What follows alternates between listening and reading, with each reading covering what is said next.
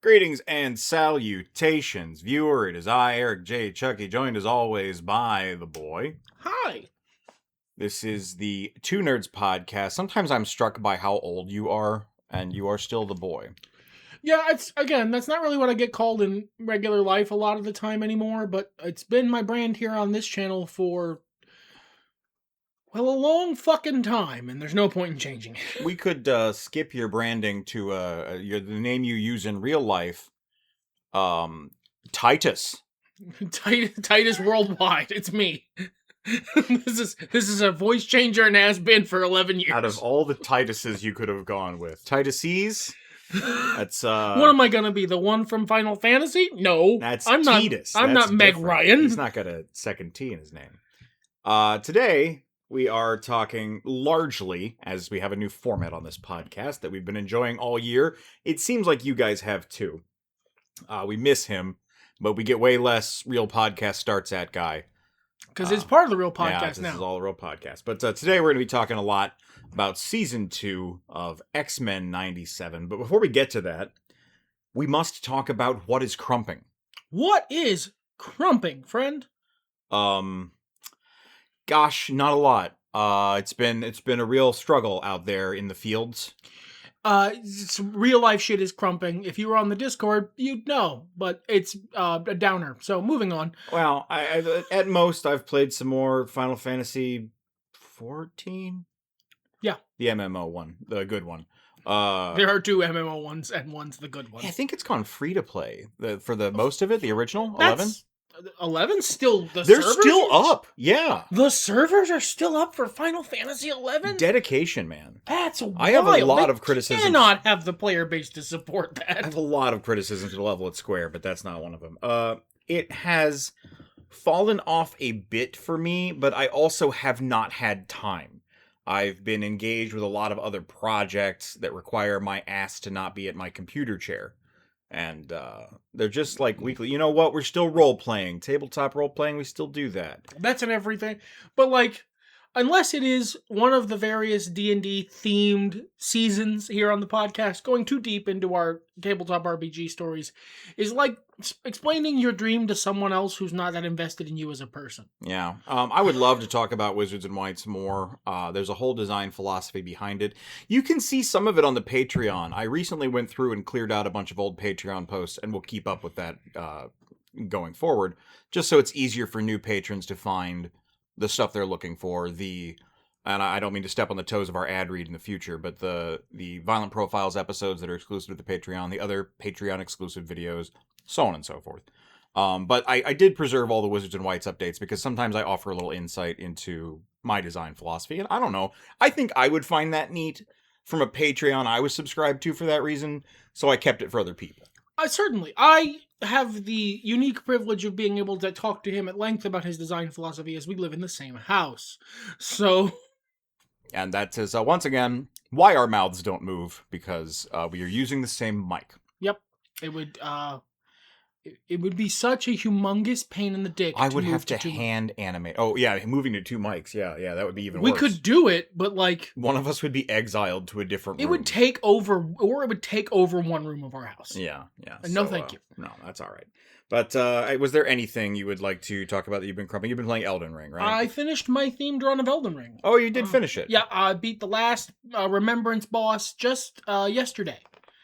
I was enjoying some of the... I forget the name of it, the name of the arc, but the arc I'm currently watching of Yu Yu Hakusho. Yes. And it gave me the energy enough to lock in and beat Consort Radahn. He is the only boss that I had to change weapons to beat. Every other boss went down to the combination of the dry leaf arts and Dane's footwork. And when I started the run, I was like, all right, for every boss except Radahn, I'm gonna use my themed weapons and I'm gonna be a warrior monk. Radahn is an honorless dog. He doesn't get respect. You know, we were talking about this a little bit. You were talking about how annoying your themed run, for those of you who weren't here last week, is that you're going to fight every enemy who tries to fight you. Yeah, and if you don't start soaking me, I don't. And that's, somewhat of a challenge, because some enemies I want to kill because they drop something good. They're not interested in fighting you. They don't want trouble, and I am a man of peace. So I do not bother them. There's a couple of different levels to it, but you were talking about how the run up to Placidusax is really annoying, and it's just a huge Estus hack. It's not long. No. But it is a fight. Yeah, there's like 5 guys in between those two places. It's just like one building. Yeah. And that one building is filled with 4 dudes who are all ready for the smoke instantly and want your soul. And having done the whole thing, by the way, and your Ilum was fine. I was so scared about how bad it would be. No, it turns out I'm just way better than the first time I went through and your Ilum. Yeah, it's fine. It's a tough final dungeon. Those big guys are like a fight, but they're like a fight. And the dungeon's designed around you fighting them. And a bunch of the little men, they don't bother you. No. The one part of that dungeon, because the last time I played, I got most of the way through it, that is actually tough is the stupid trap run up the stairs where the guy's casting spells down. Yeah, because you can't get to him. No, you can't. I mean, if you have a lightning or like a long range spell, you can cast it at him. But he's faster than you. He casts faster than you unless you have a specific speed casting builds, and I didn't. But the Scorpion Catacombs or whatever it's called. It's in the Ruins of Ra. It's what's between getting out of the castle and getting to Romina. Is the most diabolical fucking place in the world if you have committed to fighting everyone who tries to attack you. Because normally I just run through it on torrent. It's easy peasy. It's no big deal, no sweat. If I have to fight all those dudes, it's diabolical. I hated every moment of it. It was such a slog, but I did eventually get through it. One of the things I like about Elden Ring and Dark Souls and stuff is how people pronounce the words differently. That's just very interesting to me. Why they come at it from the direction they do, what gets popular and why. It's just very compelling. It goes all the way back to Smoke. And there are still people, I am pronouncing it slightly differently from a lot of other people. And there's another camp. Smaug, Smo, Smog. It's fascinating, that's all. I think it's very interesting. Some characters have their names voiced like Blythe, which no one would have called him that. There is a very small contingent of people who live on a little island. Yeah. But enough about Elden Ring. We're here to talk about the X-Men. We both enjoyed season 1 of X-Men 97. If memory serves, I think I enjoyed it slightly more than you. Yeah, I didn't really care about the main plot. I didn't care about, what was it, Bastion was the villain? I think that was his name, yeah. I was like, he got revealed and I went, oh, okay. It was fine. It wasn't bad. It was just not exciting to me. For me, the X-Men is a soap opera. It's always been way more about the interplay between the characters than it is about the big bad. I agree with that. Pretty wholeheartedly. And that's why this season started off not great for me. Because if you guys want to go back, earlier this year I watched Wolverine and the X-Men. And one of my biggest criticisms of that show is they don't give a lot of time for the characters to marinate. They don't really get to play off of each other much. It's in there, but they're really trying to hit these story beats really hard and really fast. They want to get through a lot of content. In not a lot of time. Yeah, in not a lot of time. And this season is 1 episode shorter, I think, than the last season. Yep. So they have 1 less episode and 1 less time. Yes. And I get it. And they really set up a lot of big stuff at the end of last season that they had to get through in order to tell the story they wanted to tell and still have some episodes that weren't strictly storyline. And that is something I liked about both the original series and this series, is that they're cool with giving you one-offs still. I think the series would lose something if there weren't occasionally Magneto and Professor Xavier in the Savage Land pulling bullshit. Like, you need to have the little jaunts off to the side of the road to make it feel like the original series and to feel like an X-Men comic. Because at any given time, there's 19 X-Men comics and none of them are very much interested in what's going on with the others. Yeah. The first 2 episodes of this season, actually, I wasn't that bought in. Just because I didn't care about most of the characters. I don't like Apocalypse. We've mentioned this before. This is a long-standing fact of our channel. Neither of us are a huge fan of Apocalypse. The guy's a fraud. He's a dork. He's a loser. He's not cool. After all these years, I still have no idea what his powers are. I'm not going to look them up. Shapeshifting. Is it? Yeah. Why is he never shapeshifted into anything interesting? His shapeshifting is much more like uh, Kamala Khan shapeshifting than like Mystique. He just sort of changes shapes. He just gets embiggened? Yeah, or turns into tentacles, or... I'm not even joking. That's canonically his mutant power. I don't know that I've only ever seen him be big. Be big and strong. Well, yeah, he doesn't actually. In adaptations, his mutant power is tough and strong. And then he gets technology powers. He like manifests a drill hand at one point in this show, but like that could be his technology powers. He's just never been interesting to me. And to the 2 episodes in Egypt's credit, I'm skipping ahead a little bit here. We got a 2-parter called Rise of Apocalypse. That is episodes 3 and 4 of this season. We'll get back a little bit to 1 and 2. They do a good job of making En Sabanur interesting and compelling. He's got a little bit of the Rock's Black Adam movie vibe going, and I dig that. But like good though. Yeah, better. But it was a compelling story at its core, and I do like that. And they almost made him interesting. But like the second I was about to be like, maybe I like Apocalypse, he turned into Apocalypse, and I was like, oh, I don't care. Okay, so this is the problem with a closed loop time travel story. Sure, because you're right. I do want to go back and cover the first 2 things as well. But it's very in theme with the show to do this out of order. En Sabanur, they only really, as far as I know in comics, they only covered this. The comics run this is from like the 2020s. Oh, really? This is relatively recent. I might be wrong on the exact date, but as far as memory serves, this particular interpretation of his origin story is fairly recent. Hey, why don't you guys Google it and let us know in the comments, because we want to be right. Yeah, I'd love to. I never mind being wrong. Please correct me. Yes.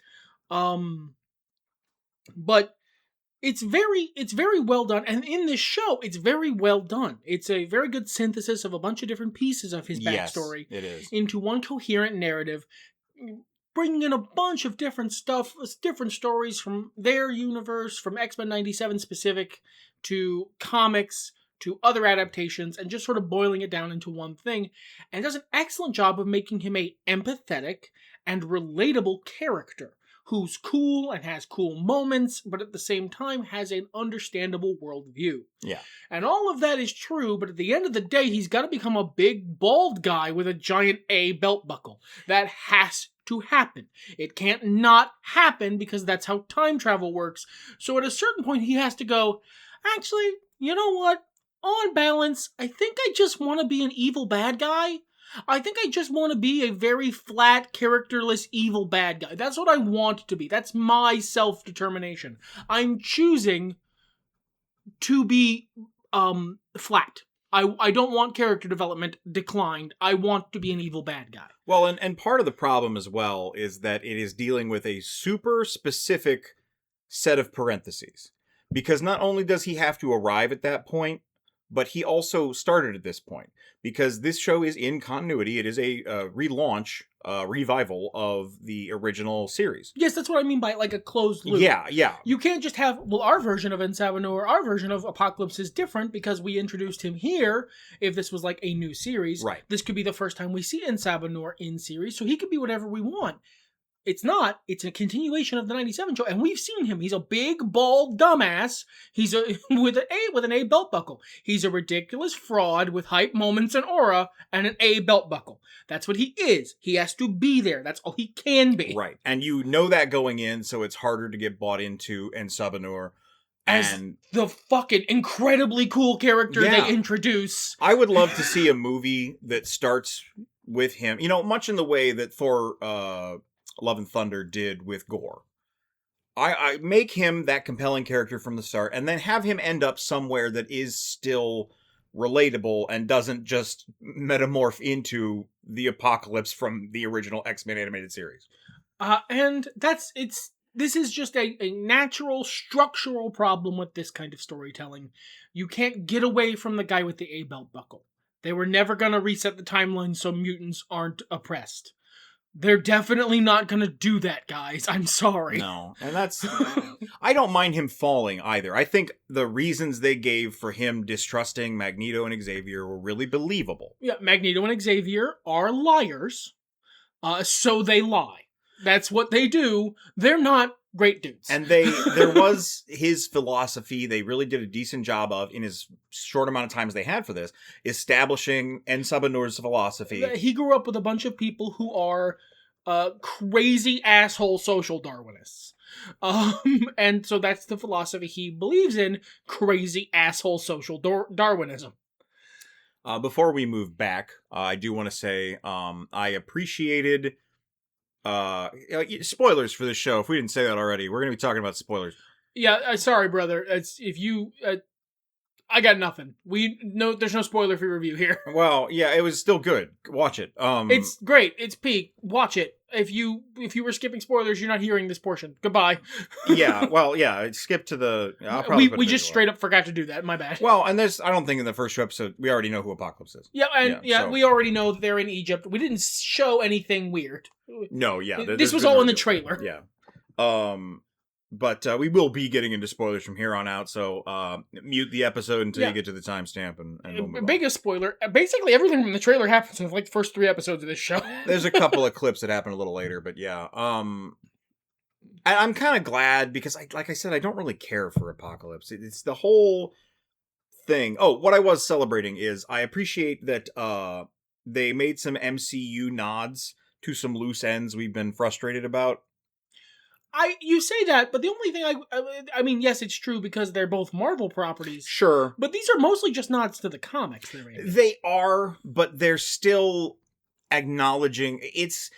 I made mention of later in the season, Danger exists, and she picks up an axe and says, "This time I'll aim for the head."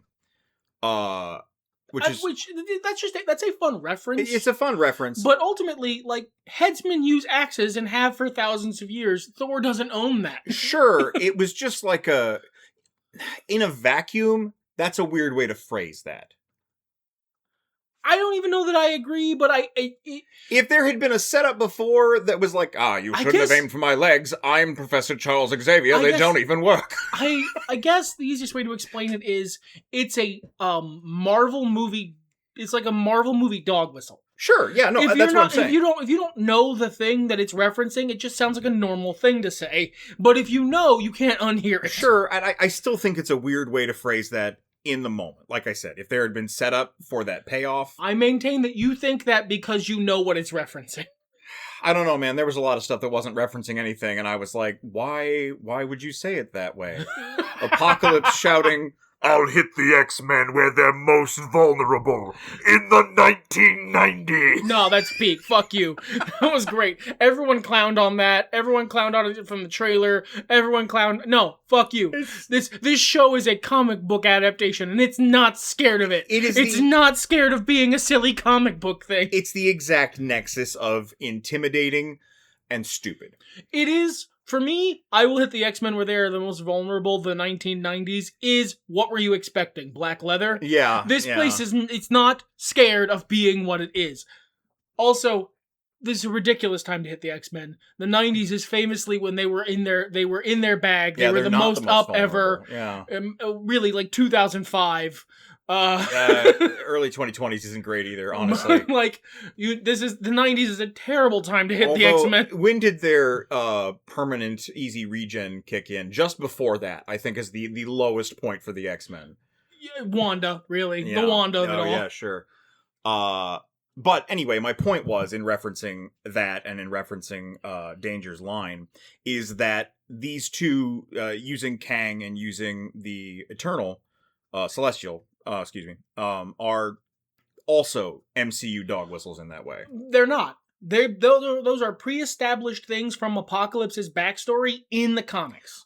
Yes, they are. And because they used them, because they bothered to point them out, because they bothered to make something out of something that a lot of fans are upset was not elaborated on at all, it's a nice little treat.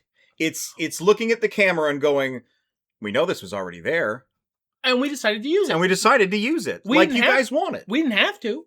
And I did want that. Thank you. I'm not gonna take away your cookie, dog. Yeah, it's fine that it's there. They just didn't have. I mean, really, all things considered, how much of a character was Ramatut?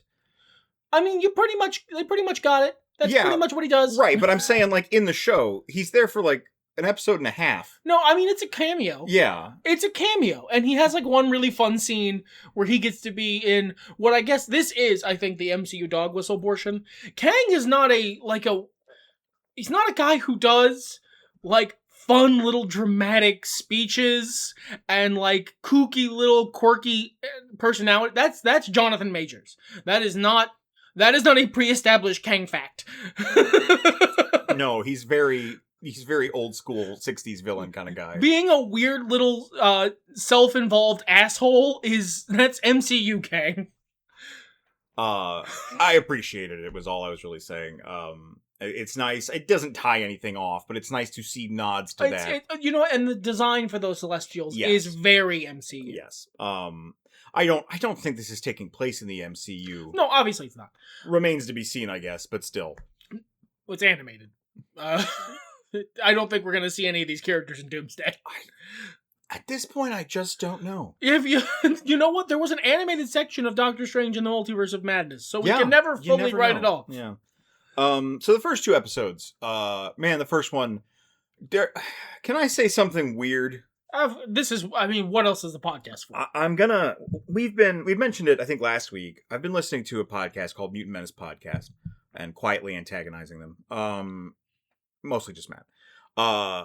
And going through the comics, the X-Men comics, from the beginning until they can't anymore or they die or because they'll never catch up. No, they're never going to run out. It's not possible. They can't. If George R.R. Martin was laying track for an oncoming train, trying to keep up with Game of Thrones, these guys have, like, one of them little hand carts, and the train is being laid at a rate of 4 miles a day. But in doing so, I've learned a lot about Cyclops and Jean, and I've learned to appreciate them more, but at the same time, other interpretations of them, they're still the characters that I don't like. And it's complicated. It makes complicated feelings in me. So this season was really nice in that I could just fucking hate Cyclops and Jean again. I like him. I do. He's a hater. I am a hater. It's nice. It's comfortable. It's like getting back into my chair after a hard day's work. I know this. This leather is shaped like my ass. Spectacular. Selfish wieners, and I appreciate that unlike the Fantastic Four movie, they're like, but our son, and everyone's like, no, dude, the fucking fate of the free world. You selfish dickhead. Even, and especially including their son. Yes! No one else is on their side. What if I could hold my baby boy? Mom, I'm 14 and I don't know who you are. Or, what if I could hold my baby boy? Gene, I'm 56 years old. I could be your dad. You be nice to your mother, mister. This is weird. What you're doing is weird right now. There is that kernel inside of him of, well, what if I could hang out with my mommy and daddy? But it's just a kernel. As you so eloquently put it in our private conversation, it's a version of it. Every time they interact, it feels like a version of the Cat's Cradle is playing in the background quietly, and nobody likes it, but they all just kind of have to acknowledge that is what's happening. Cyclops starts shooting his punch lasers at it. It's around here somewhere. I'll find it. Pew! So, like, what are your thoughts on the first episode? Because I don't have a whole lot myself. I like it. I like seeing young Nathan Summers. God, I didn't. I respect it. This is just a difference of taste. But well, because I like seeing it because Cable is such an unmitigated dickhead all the time and so awful to be around in every iteration. So much so that him being a comically grumpy douchebag is the only way you can make him enjoyable. See Deadpool 2. It's nice to see a version of that character that still has, like, hope and maybe isn't just an unmitigated prick all the time. Because it gives you, it humanizes him and makes him feel less like, oh my god, here's this fucking funless douchebag. Unlike Cable. I don't know if that's super cool, super clear. I can like Cable, but I often don't. I like the idea of Cable, Yeah, but his execution that's is a good way to put it. not great. But I also like seeing that era because if you're gonna do Apocalypse, do the era where he's the big bad. Mm. Because when they fight him in the regular X-Men series, he's a fucking fraud. He loses all the time. Yeah. They were in the series. They were like, "Oh, this is our most deadly foe, who defeats us all the time. We never beat him." That's just not fucking true, dog. No, that's the Beyonder. Yeah. But I like that post-apocalyptic sort of, totalitarian apocalypse regime. It's just a very cool setting. I like it when the X-Men go outside of their little fucking bubble where they all live in a great big house in upstate New York and I don't know, fucking be dramatic all day at each other. I like it when they're in space or in the future or in the past or in the Savage Land. Other people don't. I do. I think it's fun. I wouldn't want it to be all the time, but it's a fun departure. And that's kind of how I feel about it. And I think I really benefited from rewatching the entirety of the original series leading into season 1 for a number of reasons. First of all, the callbacks in this season feel so much stronger than the first season. They absolutely used way more material specifically from the original series in this season. In the second season, in the first season, they had a lot of work to do merging the universes of the show they were actually quote-unquote continuing, aka soft rebooting, and the stuff they wanted to reboot, like Nightcrawler's whole personality and portrayal, and stuff like that. So this time they've done that work. They've laid their foundation of this. I'm here.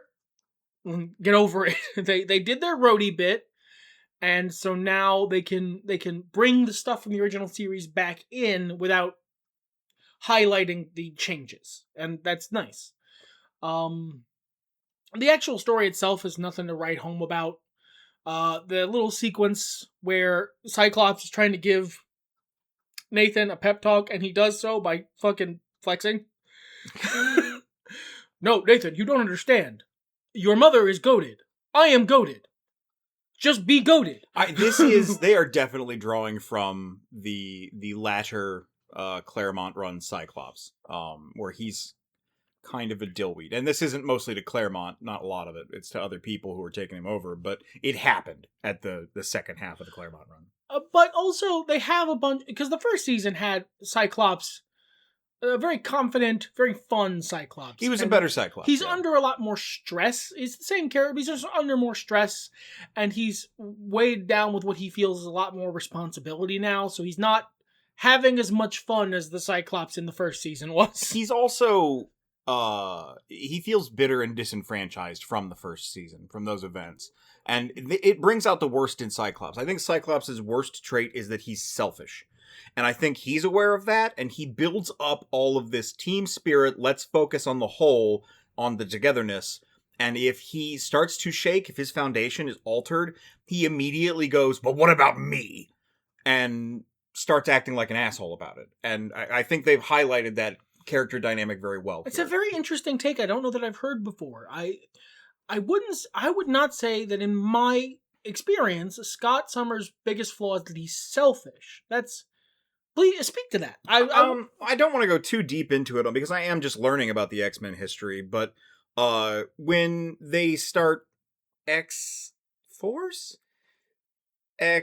Yeah, I think it's X-Force. And he leaves his wife and child to go hang out near Jean, but then won't say anything to Jean. No, I mean, now that you've said it, it's not like it's crazy. I think it hangs together. You've got something here. I just haven't heard it phrased like that. If we're going to take the whole of who Cyclops is as a character, even when he's not written honoring his past as one would prefer, you kind of have to take this into aspect. It's like how I don't care for Modern Beast being a villain. I like Beast. I like who Hank is. But that darkness has to be in him for Dark Beast to exist, so this version of him does make sense. Yeah, I like, for me, and this is perhaps more because I'm not as far along in that same podcast. Sure. And also, I'm much more a big fan of the adaptations than I am of the original comics in the X-Men. So, for me, I would have said that Scott's biggest problem is that he's controlling. That's part of it. That is part of selfishness. It's an inherent part of selfishness. We have to do this my way. Now, part of that... That's fair. That's fair. It can come from, if we don't do this my way, it will fail. And sometimes he's just right. Scott, look, for better or worse, he is goated. He is him. He's fucking Cyclops. He's so cool and good at everything. And I think this is really the first time it's introduced that sometimes Cyclops can be wrong, because he gets that selfishness. And, I mean, that trait as well. Man, anytime somebody he thought was gone forever comes back, he's like, well, wait, hold on. I'm going to drop everything important and go touch them.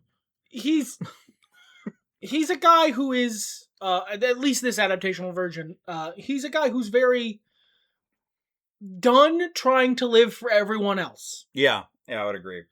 He's got a struggle with him. He's an interesting character, but his actions in this series, Jean's actions in this series... Thankfully, they are very much secondary characters. In this season, they have a spotlight bit in this first episode, and then a couple bits later, but those are more emotionally about Cable. Yes. Yeah. Which Cable receives... and then goes, no, thank you. I will not be having an emotion today. I will shoot that emotion. The second episode, because I don't really have much more to say about the first episode. It's a very simple, fun plot. They defeat Apocalypse. He travels back in time to the 90s. Good for him. But then we go to the second episode. This is the first one that is in like current timeline, right? There's a little bit of a split. The second episode actually ends with Apocalypse going back to the 90s, I think. Yeah, because the end of it is the No, the second episode ends with I'm looking at the thingy. Okay, maybe it just says it again there. I don't know. Anyway, whatever. I watched this yesterday. You'd think I could remember. Most of this is the debut of X Factor.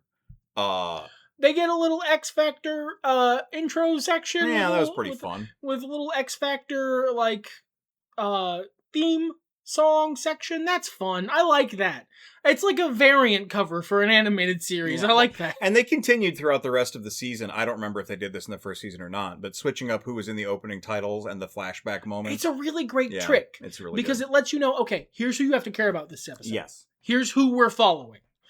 You could skip recap. I didn't, but you could. I did not once because they pulled in some shit. They did. They reanimated stuff from the original series in the current style. Like fucking, I had forgotten, and I haven't rewatched the original series, so I'll ask you: was fucking Ship in the original series? Yeah, briefly. As an aside, that is the dumbest name for a computer or for a blame vessel. Whoever wrote that comic in the fucking 70s, dog. Yeah, or 80s or whenever they did it. But I like that Beast is just like, okay, that's your name, Ship. Taken in. You got it. You got it, Ship. You're a ship, and your name is Ship. You know what? I'm Beast. What the fuck I gotta say? Really, this is normal to me. I might be the name jonkler, but this seems regular. I don't care about most of these guys. I actively don't like Strong Guy. Havoc and Multiple Man, they're fine. What's your problem with Strong Guy? I just don't like him. He's fun. I hate his design. Yeah, it's ugly. It's the worst thing. It's if you could have made a guy in a factory. He's worse, Bishop. he is like if you took Bishop and then gave him to Rob Liefeld, and told Rob Liefeld. I swear to you, I was under the impression that Rob Liefeld created Strong Guy. He might have. I don't know. And then said, all right, but could you also put like Quentin Quire in there somehow? And he went, I guess. Quentin's in this series. He is. He doesn't sound right. I love him. He's not snarky enough. He's not given a lot of time, but everything he says is him being an unmitigated douchebag. The writing is great. The casting is not great. You think the voice actor should have been more annoying? Yes. I think he needed to have his head further up his own ass. He already sounds like me. How much further do you want him to go? I think we can go deeper. And then they also bring in X-Force. Yeah, X-Force. Who is Cable, Jubilee, Psylocke, and Angel. I'm gonna put this on Front Street now.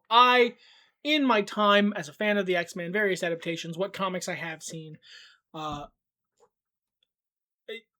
never given a shit about Lauren and Dane in my life. Not one time have I ever given a single shit about Polaris. I like her.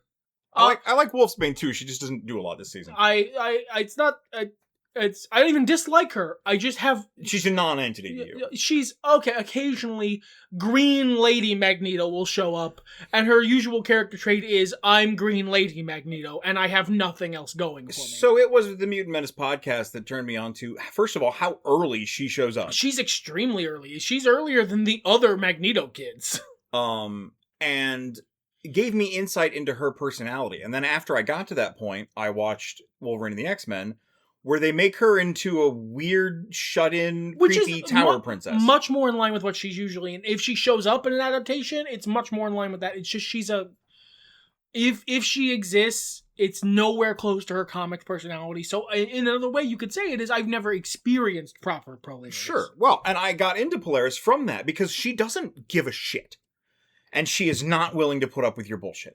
She kind of just wants to live a regular life. We come to a Polaris who's further along in her journey than that here. Her and Havoc fuck off early and spend a goodly portion of, 2 decades just, as civilians, romantically together and not on screen in the X comics. Yeah.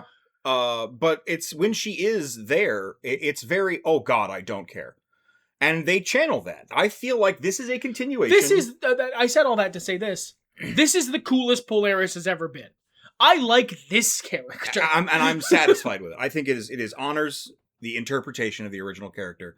I was very happy with Polaris' arc in this season. And she was fun to watch showing up here. Really the highlight of this episode, I think there are 2 of them. Emma Frost being Emma Frost. Which she showed up in the original series, which I forgot. Yep. They did the whole Hellfire Club arc, and they did it really well. So I think this is, this Emma Frost is still fully a villain, and basically no depiction of Emma Frost in modern day is a villain anymore. So this is the last DJ of villain Emma Frost. And the bulk of this episode is Jubilee holding a jailbreak for a bunch of incarcerated mutants, because which is an amazingly fun sequence. Yeah, they set it to a song. But X Factor is a government team that's rounding up mutants. I don't remember what things are what from the comics. There's been so many versions. Well, that's because so many things in this series are 4 things from the comics, smushed together and made one clean. This is there's a trope for this. I don't know if it's called this anymore because TV tropes decided to make all their names not fun several years ago. Adaptation distillation. Where you take a large amount of base material and you distill the best parts of it into one thing. That's what X-Men 97 is for the X-Men canon. I would agree with that. And there's a couple of wrinkles that I do really like. We will get to those. Did you have anything else to say about A Force to be Reckoned With, Episode 2? No, I think it sets up Polaris' arc in the later series, because this is really, Jubilee fucking disappears from the narrative after this. Pretty much. This is to set up Polaris' arc in the next few episodes. That's good.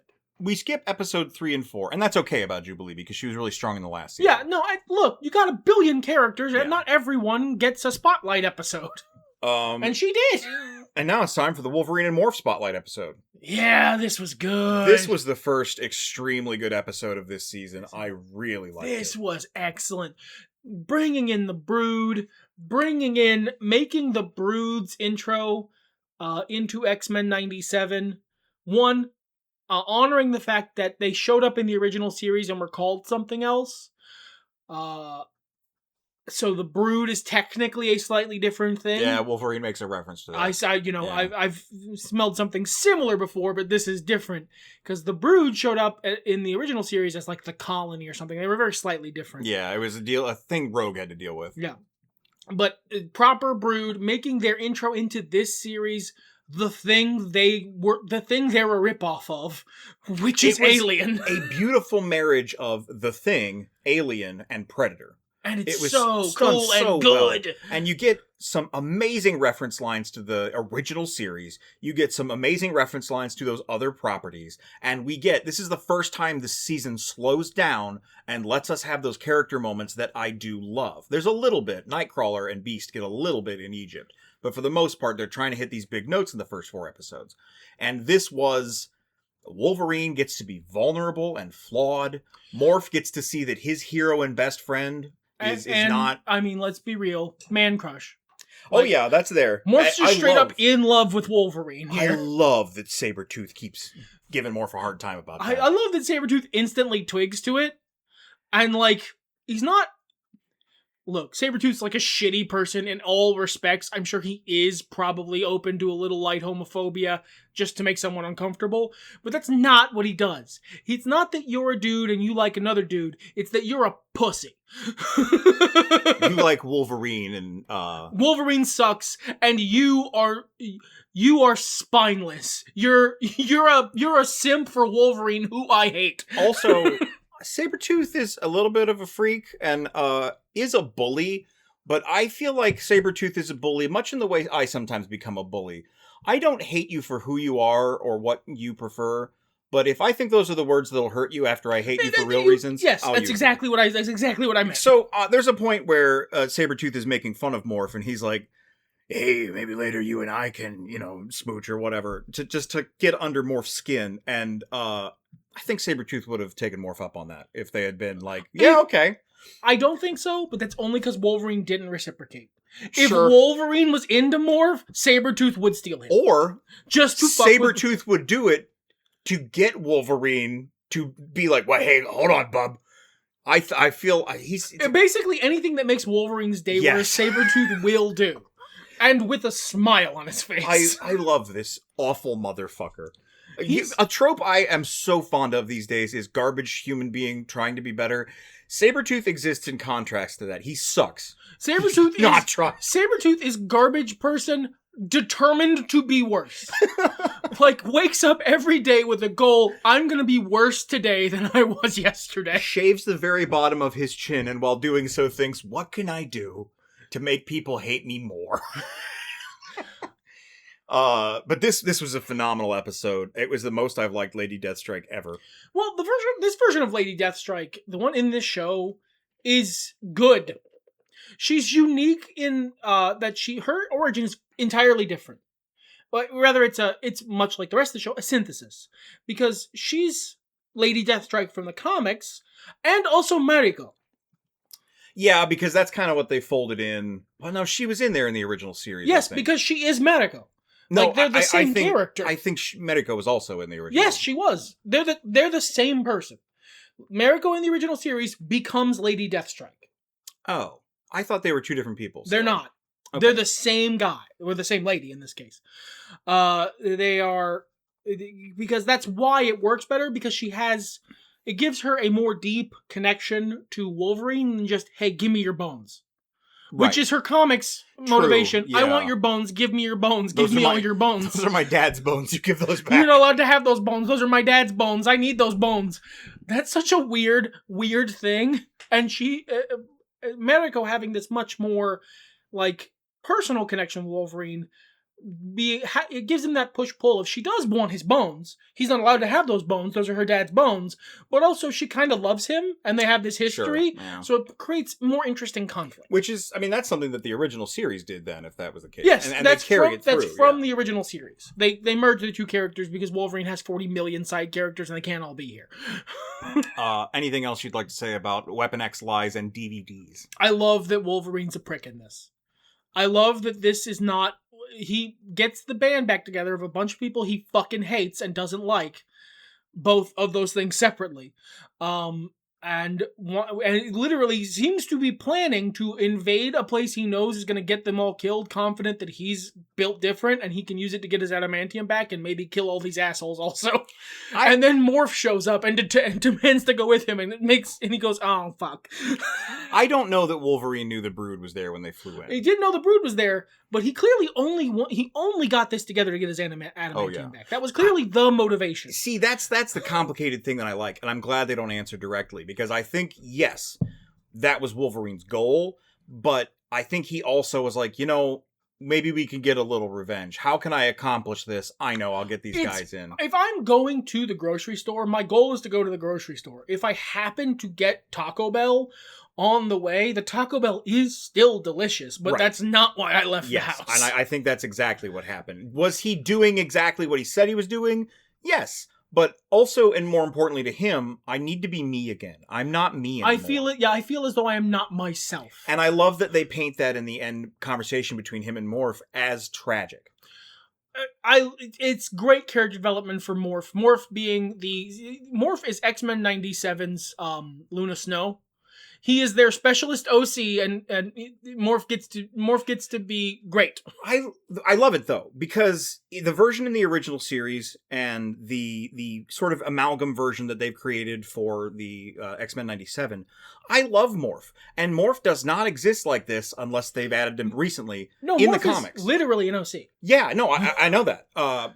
They kind of there's the visuals here are based on a Morph from the comics, but it's not this. Yeah, it's just a different guy. He also goes by Morph sometimes. So it's I appreciate that I get more of this character. That was something I was going to say earlier, or I was alluding to earlier as well. With Cyclops and Jean are still Cyclops and Jean from the original series. Apocalypse still has to be Apocalypse from the original series. Sometimes that hurts us.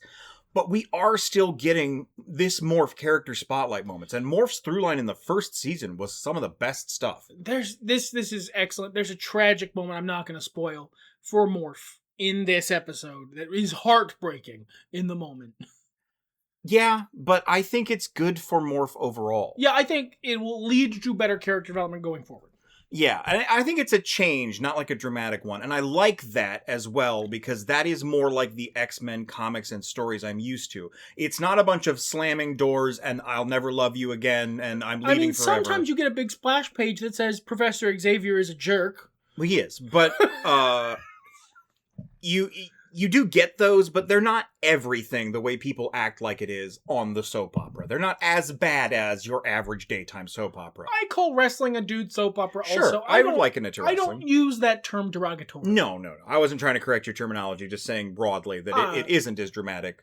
But there's tension, and there's take and push and pull. And that's Marvel Comics in general, and I think that part of it is consolidated into the X-Men more than any other property. I agree. And we get that here. Morph is disappointed in their best friend, but that's okay. Yes. And I like that. I like that a lot.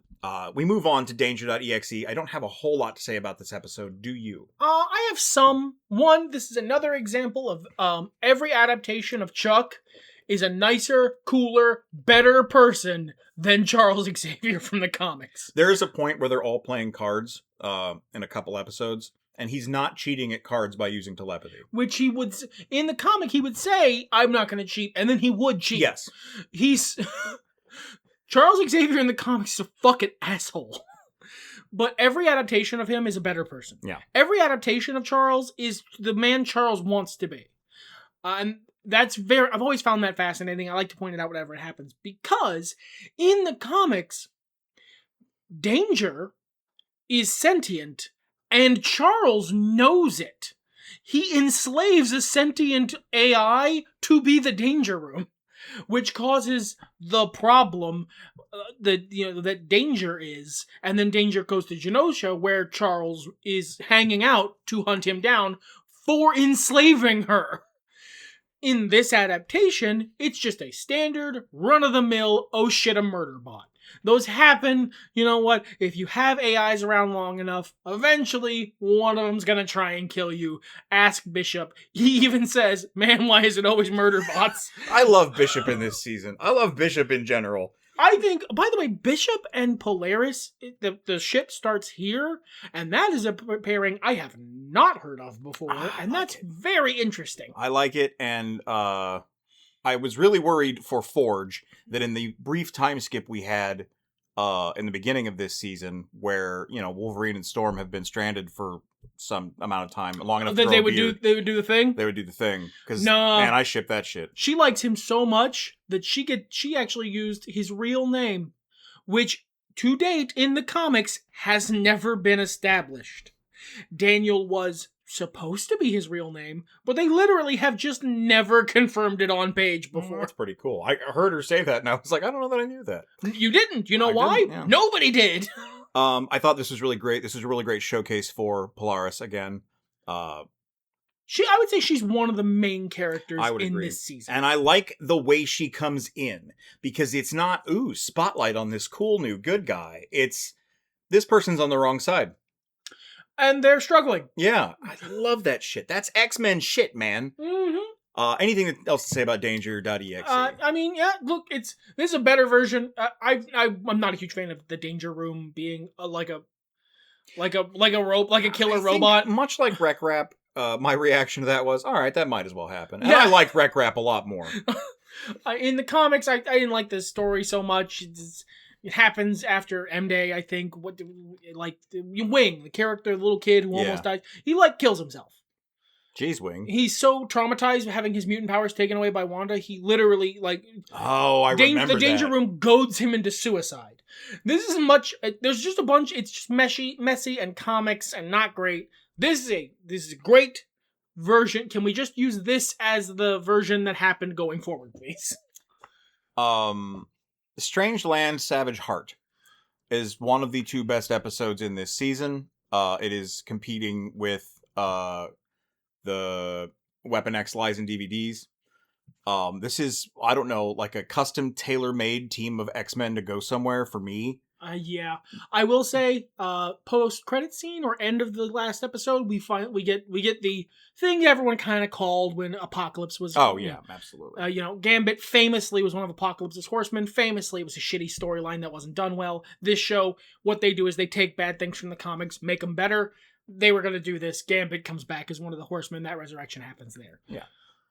When I saw the title, I recognized the formatting of that title. That's God Loves, Man Kills. Sure. So I knew we were up for a fucking banger. Yeah. This was phenomenal. Excellent characterization for Nightcrawler. Excellent stuff for Colossus. Excellent stuff for fucking... Who's the prick? Exodus? Yeah, Exodus. I've never given a shit about Exodus in my life. He showed up very briefly as a fucking street performer in Genosha in the first season. It's a great use of that character here. I agree. A great consequences for stuff that happened. It's set up and payoff in its own setup. Great characterization for Graydon Creed. Graydon Creed's a character we're carrying over not only from the comics, but from the original series. Yeah, where and he was an antagonist. At the very least, in the original series, I don't know about the comics, he created the legacy virus. Yeah. He's responsible for the death of millions of mutants. He's awful, and they have kidnapped him because he was putting in his bid for presidency. That is to say, the acolytes of Magneto. Magneto died at the end of the Egypt thing. There was no use going over in too much detail because it's great. It's incredibly well done. It's the best thing. It's the best performance part. It's the reason you have Apocalypse here. So there's someone who can believably clown the combination of Charles Xavier and Magneto. I was so busy at the time. Not that it wasn't well done. This is on me. This is me in my brain.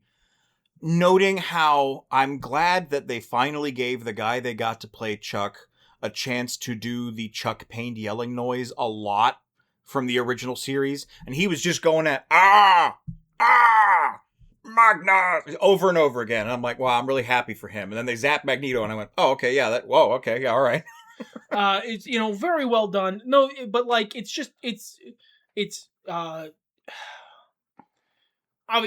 it's fucking X-Men. Eric's coming back. If he doesn't, when this is over, if he doesn't, I'll go, oh, okay. Yeah. I will be very surprised. Great scene. This is a great redemptive, people who've watched the podcast will know my favorite version of Magneto is a villain. I understand the more modern, he's a, true rebel who's trying to, do the other end of the Charles Xavier scale of, with the carrot must also come some stick. And don't get me wrong, Marvel civilians stay just the fucking worst people in the universe.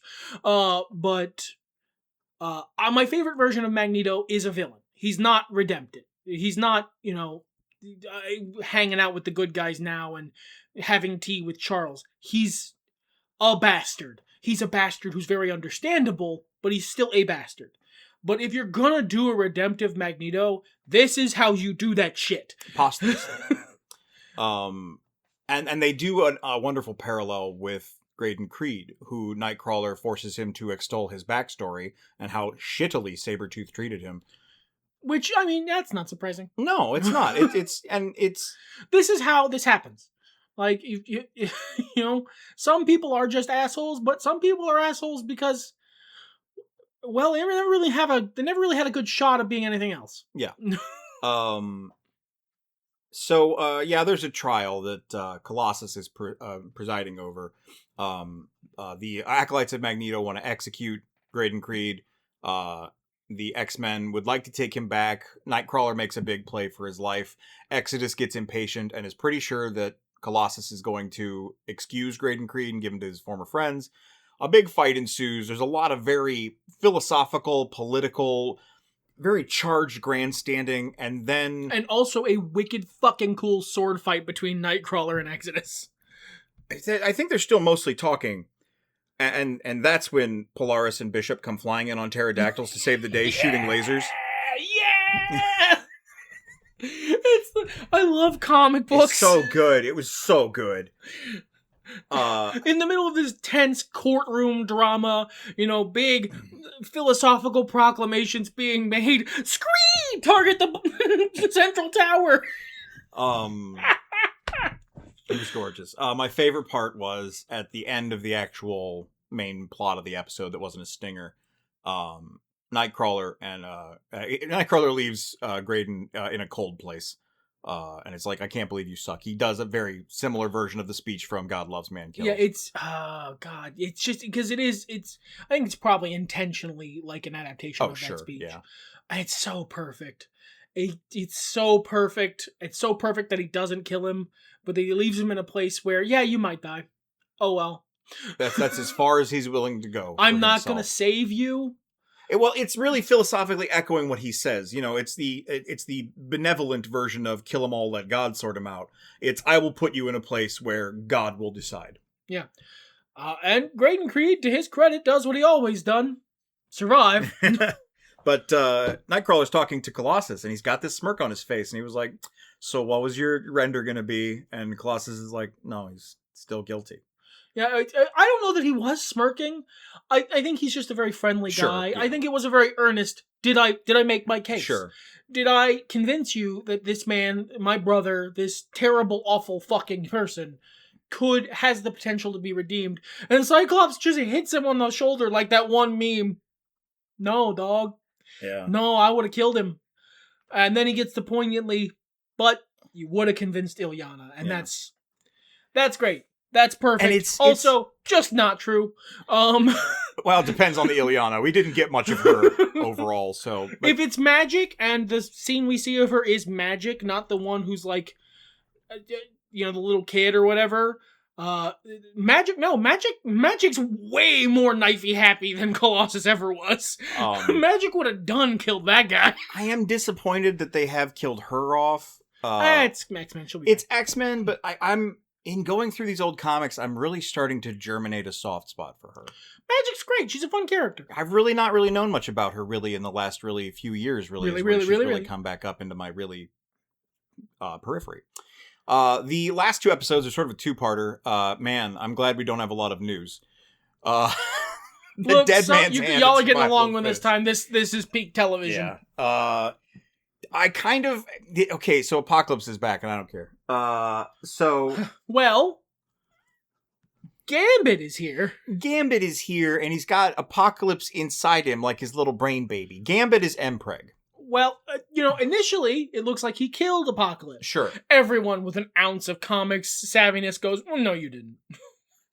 That's Apocalypse. You didn't kill him. You can't. He's Apocalypse. Yeah, he just decides he didn't get killed. Usually, that's his move. Pretty much. I shapeshifted into not dead. So, there's a question I have for you. Just to run down the plot, but then I have a question. So... Gambit goes home to New Orleans. They bring back in the guilds, which I fucking did not remember were in the original series. Oh, yeah. And the color palette of the area and the guild itself was the same as the original series. And it was such a weird contrast to the rest of the show. I loved it. It's great. But yeah, they bring it all back. They do the little ritual from the original series, all that stuff. That might be next episode. No, it's this episode. But I have a question. Sure. Is this a mind meld? And Apocalypse is, in Gambit, making him into Jongleur Gambit, making him evil. Right. Or is Apocalypse pretending to be Gambit? I feel like Apocalypse is Bumpers in the bowling sense. I feel like if Gambit's ball goes too close to not what Apocalypse wants, he just goes, no. Because, when they're doing their big battle in the mind, Xavier, is pulling Gambit, who is, clearly a separate entity from the thing he was battling. Yeah. Pulling him out, and, spoilers for a later episode that we're going to talk about here in a second, when he eventually does come back to himself, he says, what did I miss?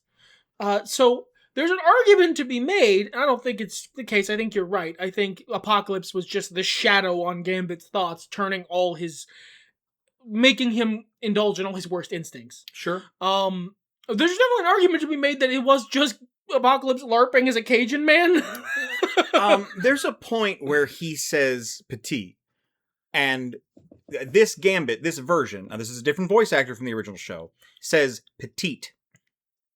So there's an argument to be made. I want to look back at the first season to see if this voice actor Gambit says petite. Because if he does, then your theory has a lot more credit. Because then it is Apocalypse going, how do I do a Cajun accent? And that would mean that, one, instead of being the worst aspects of Gambit's personality, doing mayhem and murder and taking over his old family to grasp what was denied him in his first life. That's great storytelling. But also, Apocalypse is the pettiest bitch in the entire fucking universe, and remembered a conversation with Rogue for 5,000 years to ruin her life. To take the body of the man she loved, pretend to be him, find his bitch of an ex-wife, take her shit, kill her, get some little side vengeance, and do all of that just to ruin Rogue's life because one time she convinced him to try and get a girlfriend. You petty fucking bitch. I forgot that this was the episode where we discovered that he's an Apocalypse cell. Just things go poorly for him once, and he's like, all right, never again. I hate all women. Moving on.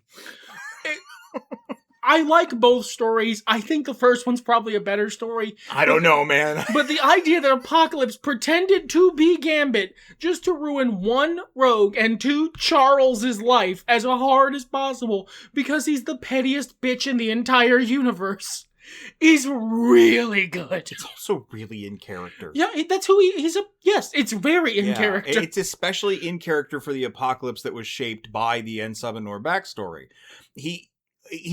When he tips over, he goes whole hog. He is the dramatic, I hate you forever, I'm never coming back, the door is shut, and I'm evil now, fuck off. And then he meant that shit for 5,000 years. For the rest of his life. Rogue mentioned, I lost someone I loved, and he spent 5,000 years preparing, and when that guy died, he stole his body to pretend to be him, just to fuck over Rogue for trying to get him to get a girlfriend, and Charles Xavier for daring to think that he might not be an asshole. Well, and it does fit in as well with his backstory as a slave, because he sits thinking, I have no agency over this. Whose fault is it that this happened to me? Somewhere back in his subconscious is, everyone has power over me. I don't have power, except when I'm using it to squish stuff. So somewhere in there, he would go, whose fault is it that this happened to me, this negative thing? And how can I spend, crucially, 5,000 years planning the pettiest possible vengeance?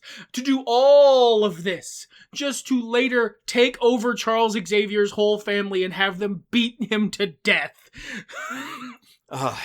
I'm going to come back to that later, because I like, this fucking headcanon is really compelling to me, and I'll come back to why when we get there, but I had to say that by now. all means, bridge us in. Well, that's it, that was the end of the episode. Yeah, we're at that last episode, yeah. You take this, my friend, because again, I wasn't super bought in here. There were good moments. There's an amazing moment for one of my favorite X-Men characters, but otherwise, I think this is your show. So they, Gambit, they managed to suppress the how do you Rogue? Is it Rogue? Rogue, yeah. Manages to. Well, I think she comes in halfway through this because they go to ship. I'm trying to remember how do they defeat Gambit in Louisiana? Originally, that's Xavier. Yeah. Okay. So Xavier manages to pull some Xavier bullshit. That's right. They even mention it. Xavier's mind bullshit. And I think someone else comes in to help, but Jean, Cable, something, I don't remember. But Xavier manages to pull some bullshit and suppress Apocalypse, but it puts Gambit into a coma. He's dying. So Rogue, Beast, and Nightcrawler all go to find the Cave of Wonders. Beast is just there to hang out with Ship, his old friend. He really clearly is, yeah. My guy almost walks in and turns Ship back on, and Ship goes, "Beast, you are very good at turning me on." And Beast goes, "Hello, I love you, Ship." Watch the episodes, exactly what they say. And Rogue, that whole section is really good, but I'm gonna leave that to my friend here because it's all bound up with what I think he wants to talk about. The X-Force, X-Factor, X-Corp, wild pull, by the way. Yeah. They all have a big fight. There's a big comic book fight where people are doing fighting game finishers and they're having big dramatic X-Men, inter-family conflicts, and it's just a big fun cool fight scene. And then eventually Cable does what Cable does. He makes the problem worse by trying to be a murder man when that's not necessary. It's because, they throughout the whole episode, they're like, Gambit can't hold Apocalypse back forever. Apocalypse is going to subsume him. And Gambit is up and walking around and seems fine until Cable shoots him in the fucking face.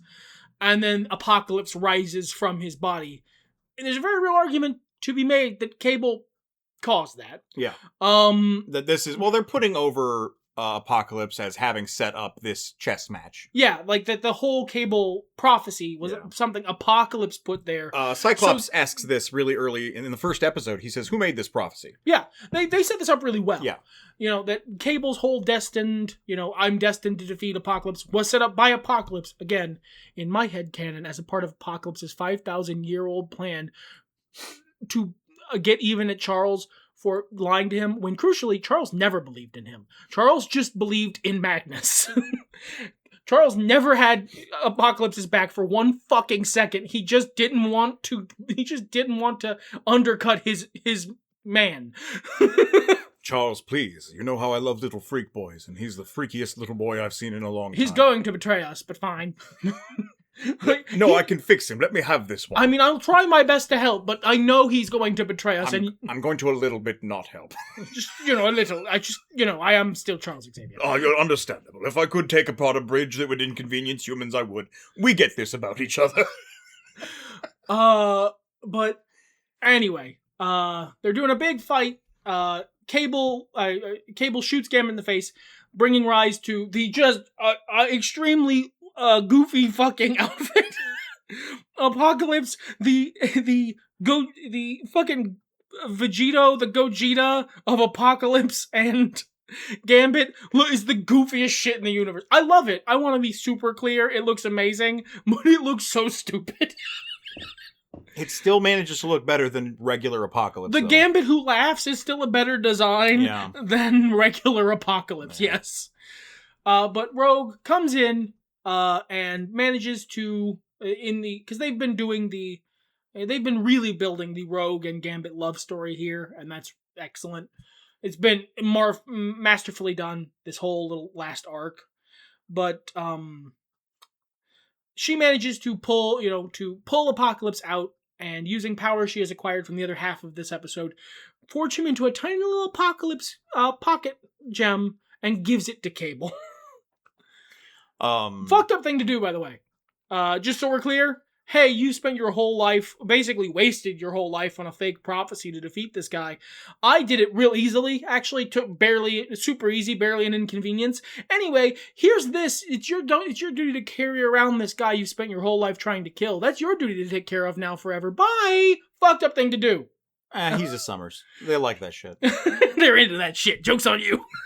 Was that what you had to say about I this? want to give you the other half of the episode because I think it ties into the thing you want to talk about. Yeah, so the beginning of this is they reactivate ship, and they open an apocalypse-shaped hellmouth, and Rogue goes in to talk to what his name is on the screen somewhere, the Celestial. The Gardener.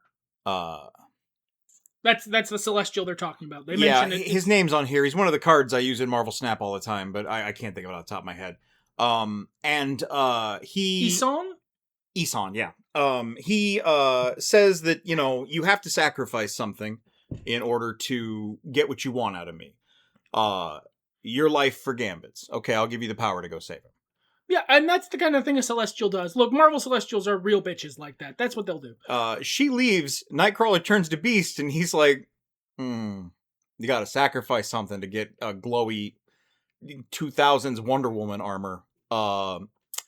Yeah, no. And that's the last we see of him until the end of the episode, where, Rogue saves Gambit. She loses her celestial powers. And she's like, well, this is the part where I die. I'm sorry, Gambit, farewell. And then she doesn't die. And we see Beast land, and he's got Nightcrawler's Bible with him, shaking his head. Beautiful little piece of animation. Because, of course, Kurt went in there and was like, yeah, you gotta sacrifice something to get what you want? I'm here. What do you need? No, he doesn't even, it's a literal, I understand the deal. Yeah. My life she trade her life for Gambit, I trade my life for hers. Which is brilliant, because I always hate those sacrifices narratively, because they're so stupid, where someone's like, the person who completes me, I will rob them of me. It's extremely gift of the Magi. Yes, absolutely. It's understandable in the same way that Rogue says, of course I will sacrifice myself for Gambit, he would do the same for me. Do you not remember what that felt like? Yeah, exactly. Do you not remember how you felt the day after that happened? You really gonna do that to him? Is that what he would want? But then Nightcrawler knows better. Yes. And I would be heartbroken that one of my favorite X-Men characters is gone for now. But he's going to be in Doomsday, where he'll definitely be sticking around because Alan Cumming is in his 60s. But this incarnation of him, which has been a great incarnation, is he gone? Yes. But is it fucking perfect Nightcrawler? It's the most perfect Nightcrawler. A beautiful, heroic sacrifice for his family, is fully in faith that the world will continue on and people will see the sun again, is the fucking most Nightcrawler thing I can think of, short of him having to do that via cool swashbuckling sword duel. Yeah. Yeah, it was phenomenal. We get a little stinger at the end that Mystique's going to be a problem next season. Also, she shoots that stupid bitch in the face. Go, Mystique! I'm rooting for you at least a little bit. We have 2 more seasons of this confirmed coming. Yeah, I think they're already partially done with 3, and they're already plotting 4. They're doing them yearly now, is the plan. We're back to normal release schedules for things again? You never know when someone else is going to go on strike, so I'm not holding my breath until I see it on Disney+. Guys, please.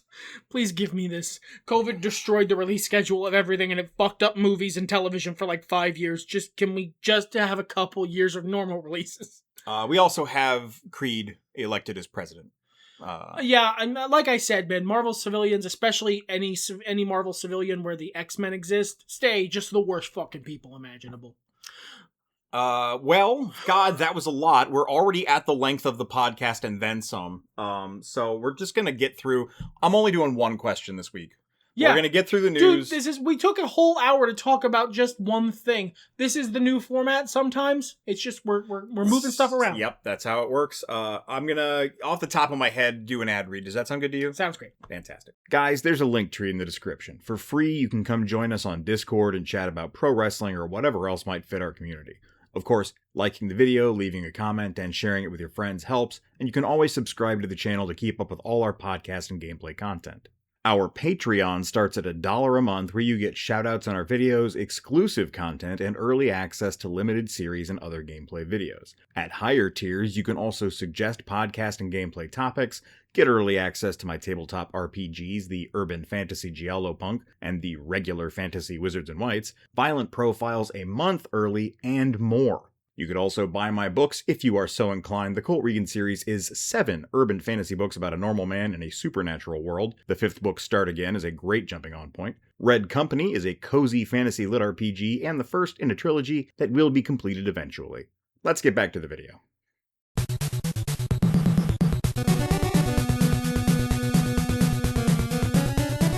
Guys, it's a good week to have yapped about the X-Men for so long, because we got nothing in terms of news otherwise. Yeah, we got a couple stories, but nothing really all that important. No.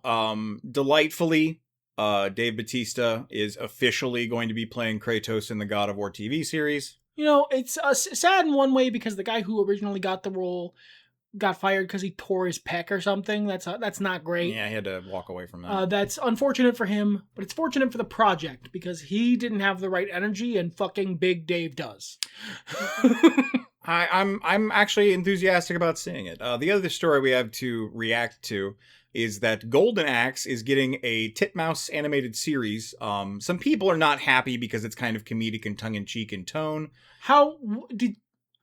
They wanted it to be like a gritty Gendy Tartakovsky barbarian story. You're so right. I hate this. There's this fucking thing White says all the time, and it sounds like bitter nerd cope, but he is just right. Yeah, I've read reactions to this where people are mad that it's not gritty. For some segment of the nerd audience, the thing that is most active in their soul, the thing they want the most in the world, is to see Michelangelo say fuck and cut someone's head off.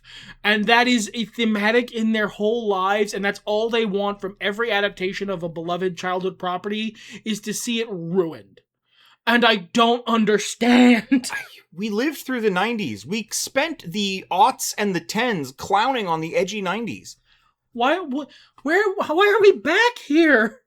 Look, I think that can be cool too, but it's all right for something to want to have a good time. Yeah, I myself am looking forward to this Golden Axe series. I'll probably check it out. It's coming out in like a month, I think. So, I'll add it to the ever-growing pile of shit I need to watch. Man, I still haven't watched that Spider-Man Noir thing, and I want to see that a lot. I need to watch that. Need to watch the Punisher thing. Need to watch... Right. You're still on Ironheart. Oh...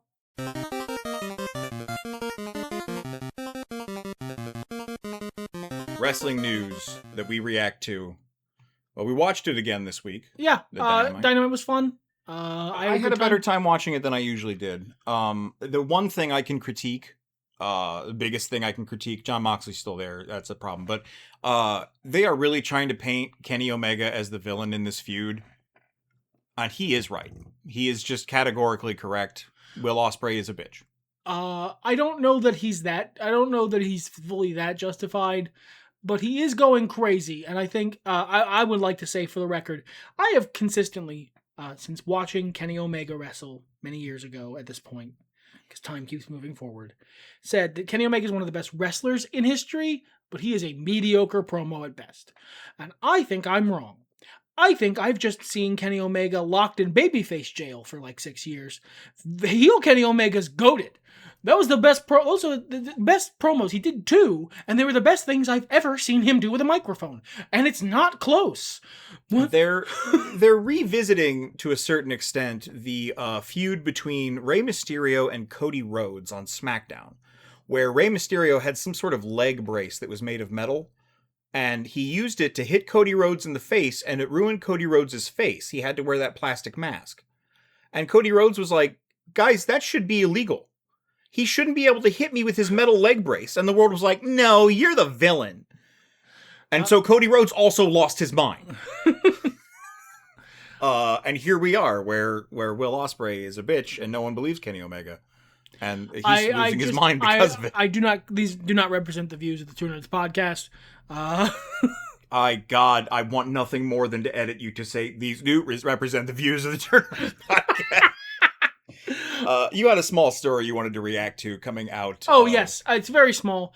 Sometime in October, AEW is going to France. They're going to Paris. I'm really excited. Not because I'm particularly fond of the French people, because I am fond of every wrestling crowd that doesn't exist in the continental United States. Because every single one of those motherfuckers enjoys being at a wrestling show way, way, way more than anyone in the continental United States ever does. Mon Dieu, sacré mon Dieu. Exactly, man. They're just, they want to be there. That's what I want from a live crowd. I want you to want to be there. You paid so much money. Why are you sitting on your hands? It's, it kind of reminds me of the problem I have with stand-up comedy today. For a long time, I didn't listen because it was all bitter and cynical. Now, everyone's doing crowd work. You don't get to listen to the comedian you paid to listen to. You get to listen also to some random audience member tell you about their life story while the comedian tries to riff on it. Or tries to get their shit in while the comedian tries to riff on it. Yeah, I didn't come here to see Scott Wienersberg of Left Dakota. I like crowd work, but I can understand the similarities. So in that sense, also, a lot of times the crowds are trying to get their shit in instead of enjoying the show. And that's not for me. I'm with you on this one. When I go to a wrestling show, I'm part of the show. Because the crowd, the audience, is part of a wrestling show. That's part of the program. So when you're in the live audience, do your fucking part. You cheer for the heels, you boo. You cheer for the heels. You cheer for the faces. You boo the heels. You do the chants. Do your part. I mean, there have been times where we've cheered for the heels. Yes, and that's valid too. But you gotta do it with your whole ass. Yeah. Like whatever you're doing, do it loud. You want to be there. It's like going to a rock and roll concert and just like standing way in the back, and putting in your headphones and listening to something else. Why'd you buy the ticket, asshole? All right, as I said in Seg 1, we got one question today. We talked about the X-Men for so long. There's no time. I have stuff to go do, as we talked about in Seg 2. So, we're going to do one question from the AEW Games podcast. I'm going to say it this week because I've decided that just now. Okay. From Bobby, where do you draw the line with crossover skins in games? What are some of the best and worst crossover skins you've seen? All right. Usually I throw this to you, so I suppose you're throwing this to me. Exactly. I'm kind of unprepared. The worst is probably the Beavis and Butthead skins. I don't know what game they were in. Call of Warfare, Modern I don't know. Zombies. But they just looked so out of place. Like, even more than the other goofy-ass skins in that game. I don't think Beavis and Butthead needed to be there. Some of the better ones, I guess, are like Gears of War had the New Day and Dave Bautista in there. That's fun. And they were, like, put in Gears of War. They were, like, in armor and stuff, so they kind of made sense. It wasn't just... It wasn't just that time Rhea Ripley showed up in Call of Duty and she was just regular Rhea Ripley. Yeah, they looked like a part of the world. And the ones in 2K, WWE 2K, don't bother me too much either. Even the Borderlands ones, because they use the Borderlands cell shading style. But because you can do all kinds of wacky shit in those games anyhow, so that was kind of a nice bonus. Where do you draw the line? Is there a crossover? Like, where would you go? That's too far. That doesn't belong in this game.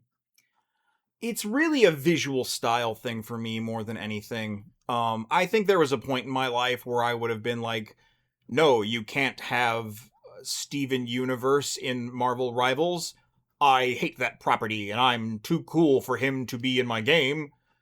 But I'm old now. I don't care. So long as he fit the visual style, I don't give a shit. When it is a shitty, cel-shaded, bright colors, ass-looking thing that I have to deal with. When it stands out unnaturally. Yeah, that's where I draw the line. That's where I get upset.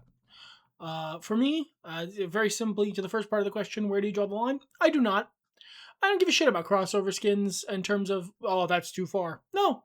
Live your life. It's a fucking skin. Yeah. If you get mad that, oh, I'm playing my serious Call of Duty game and there's Superman here and he's using an AK-47, Superman, what you need to unclench, dog. And tying into that, like Fortnite is the king of crossover skins. It's basically 90% crossover skins by volume at this point. I don't play Fortnite, but I'm happy all those are there. And they also have the example of I would use of the worst crossover skins because they are bad because the creators are losers. I'm thinking of two specific skins that I've seen news stories about. Again, I do not play Fortnite. I'm only so bought into this. One is the Sonic. Recently, Sonic showed up in Fortnite. It looks ugly. It looks ugly because it's not Sonic. It's a Sonic android.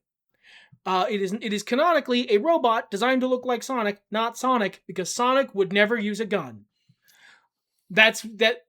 Oh my god. Goku is hitting the gritty in this after shooting people with a shotgun. They would have Jesus in this game if they could get away with it. You have to unclench, creators of Sonic. You simply must. If he's going to be in Fortnite, he's going to use the guns. Stop it. Why not just give them Shadow or like Metal Sonic? Shadow might be in there. I believe he is. And he's also an android, which is ridiculous because Shadow definitely uses guns. I think the real reason is that they won't fit on the skeletons otherwise. Yeah, they had to make them long. Yeah. Now, Shadow is canonically not allowed to be shown in a comedic light too often.